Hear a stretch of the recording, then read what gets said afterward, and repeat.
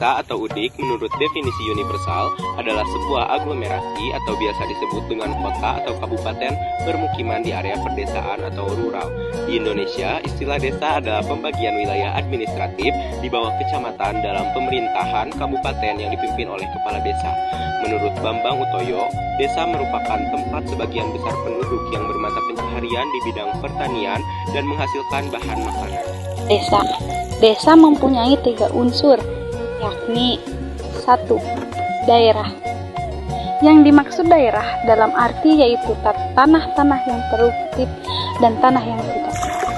Juga penggunaannya, termasuk juga unsur lokasi, luas, dan batas yang merupakan lingkungan geografis setempat. Yang kedua, penduduk, yaitu meliputi jumlah rasio jenis kelamin, komposisi penduduk, pertambahan, kepadatan, persebaran, dan kualitas penduduknya. Dan yang ketiga ada tata kehidupan desa yang berkaitan erat dengan norma, adat istiadat, dan aspek budaya lainnya yang berlaku. Dalam hubungannya dengan kota, desa berfungsi sebagai daerah belakang atau hinterland. Maksudnya desa adalah pemasok kebutuhan kota.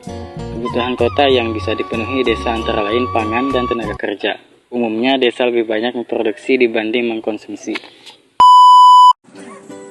Kota adalah pusat permukiman dan kegiatan penduduk yang mempunyai batas wilayah, administrasi yang diatur dalam peraturan perundang-undangan, serta pemukiman yang telah memperlihatkan watak dan ciri kehidupan perkotaan. Sistem kota adalah sekelompok kota-kota yang saling tergantung satu sama lain secara fungsional dalam suatu wilayah dan berpengaruh terhadap wilayah sekitarnya. Pengertian kota sebagaimana yang diterapkan di Indonesia mencangkup pengertian town dan city dalam bahasa Inggris. Selain itu, terdapat pula kopitonim kota yang merupakan suatu administrasi negara di bawah provinsi. Ciri kehidupan kota adalah 1. Adanya pelapisan sosial ekonomi. 2. Adanya jarak sosial dan kurangnya toleransi sosial di antara warganya. 3. Penilaian yang berbeda-beda terhadap suatu masalah. 4. Warga kota umumnya sangat menghargai waktu. 5. Cara berpikir dan bertindak warga kota tampak lebih rasional dan berprinsip ekonomi. 6.